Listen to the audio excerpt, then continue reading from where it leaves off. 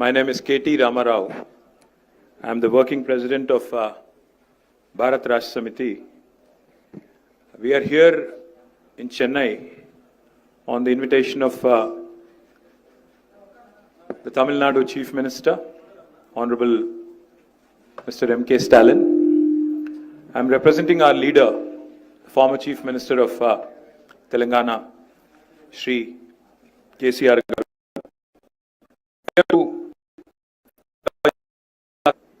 Press with all the states that have done exceptionally well last contributed immensely to the growth of our great nation. I would like to emphasize one thing first. We are Indians first. And as Indians with, of course, sub-identity as Telangana, as Telugu, we also, while we want India to prosper, we also want our voices to be heard. And we also want to ensure that the three most important things mentioned in the Constitution, equality, liberty and fraternity, as envisaged by Dr. Baba Saheb Ambedkar, are respected in letter and spirit. So we certainly are opposed to the tyranny of majority, to India being converted into a mobocracy and not democracy. We believe that states that have done exceptionally well should be incentivized, not penalized. We believe that those states that have done exceptionally well in terms of political, economic and other progressive indicators, administrative, education, etc., should not be penalized, and that this would be a travesty of justice. Reducing our voice, reducing our numbers, representation in Parliament, at least the proposal, to go forward with delimitation on the population basis certainly seems extremely unfair. So what we are seeking is a fair delimitation for meaningful democracy. While any federal government, if it were to perform in a truly federal spirit, they should be encouraging high-performing states. Telangana today, we are only 2.8% of India in terms of population, but we contribute to 5.2% of India's GDP. So we are literally punching double our weight. But if you are going to reduce our number from 17 to whatever is being proposed, in a pro rata basis or whatever other logical, pretext the government of India is going to come forward with, that certainly will be justice. Let me also remind the union government that this is not an imbalance, but it is a fundamental inequity. Because political and fiscal centralization, is not going to help India emerge a superpower. If India truly has to break its shackles and become an economic superpower, a cultural superpower, a social superpower by 2047, 100 years after completion of independence, then I do believe that we have to remember one simple thing. Stronger the states, stronger the country. Cooperative federalism should be the order of the day, not coercive federalism. Cooperative federalism will make India a superpower, not coercive federalism. The union government should play the role of a big brother. The union government should play the role of a big brother, not become the big boss, dictating and making progressive states regret their progress. Let me also quickly say that if we do not speak now, some people are questioning why now, the process has not begun, etc. The fact, unless you start championing the cause of the underdog, which in this case will be South India, I think we'll be doing a great disservice to our future generations. History will not forgive us if we don't speak up now. This is the time to speak, because discrimination against South Indian states is not new. Both national parties have done that in the past. I'm not going to elaborate on that. But now this seems to be adding insult to the injury. This proposed delimitation based on population seems to be adding insult to the injury. Let me just quickly quote a renowned jurist who said, "A true federation does not allow any region to dominate another, nor does it permit the dilution of democratic representation based on transient factors." You know, if we don't approach this delimitation exercise cautiously, with caution, this could impact India's federal balance. I am an Indian. I love this country. And I truly cherish every minute of being an Indian. But I also do feel that a strong country, like I said, should also mean voice for the oppressed, voice for the marginalized, voice for everybody, irrespective of whether you're from Manipur or from Uttar Pradesh, irrespective of the size of the population in your respective state. India is not a collection of administrative units, but India is a pluralistic, ethno-linguistic union of states as enshrined in the Constitution. We are not against money being given to states. We are not against money being given to laggards. We are against hegemony. We are not against money being given to laggards. Let me remind you, I do understand that fiscal contribution alone cannot, determine how we should be moving forward. India's democracy should be built, we believe, as Bharat Raj Samiti, on progress, on governance and economic contribution, and not just population.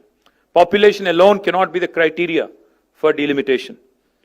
A fair system should reward progress and encourage development. In fact, I'd go one step forward.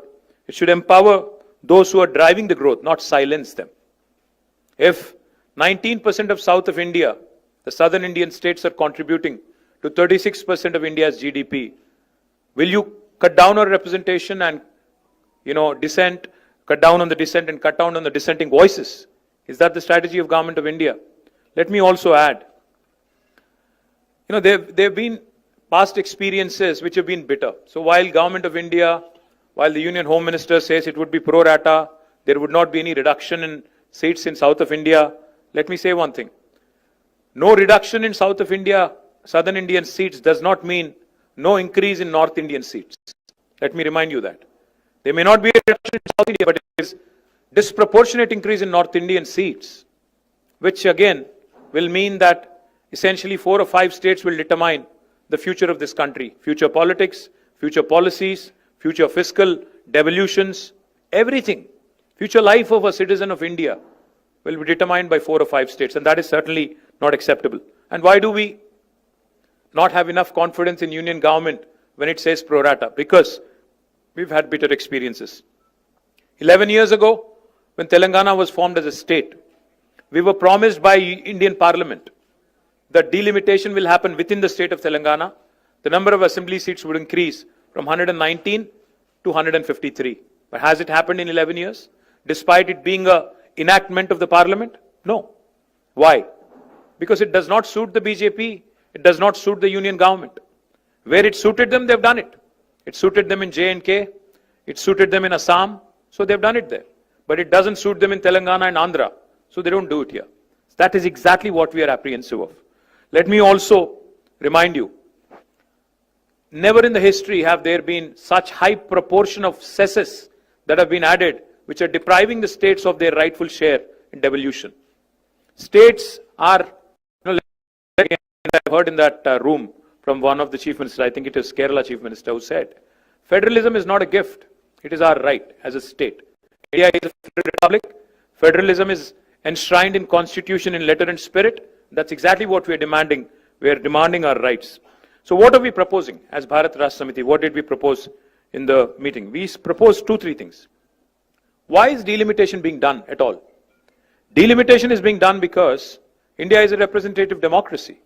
People need voices. Population has increased. So therefore, number of seats has to increase. Yes. But why don't we do this? Normally, all of you know, all the media people also know. A first point of call for a citizen when there is a problem is possibly the local MLA. If not the local corporator or local sarpanch, it could be the local assembly constituency representative. So what we are proposing is, I think union government should go ahead and increase the number of assembly seats within a specific state so that wherever there is an increase in population, all those challenges with respect to representation, with respect to better administration, decentralization, etc. can be tackled. You know why? Because number of MLAs being altered within a state does not tip the federal balance. But if you start tinkering with the number of MPs who are representing in parliament, that will certainly disturb the federal balance. MLAs regularly take care of policies at the state level, but MPs, members of parliament, take care of policy at the national level.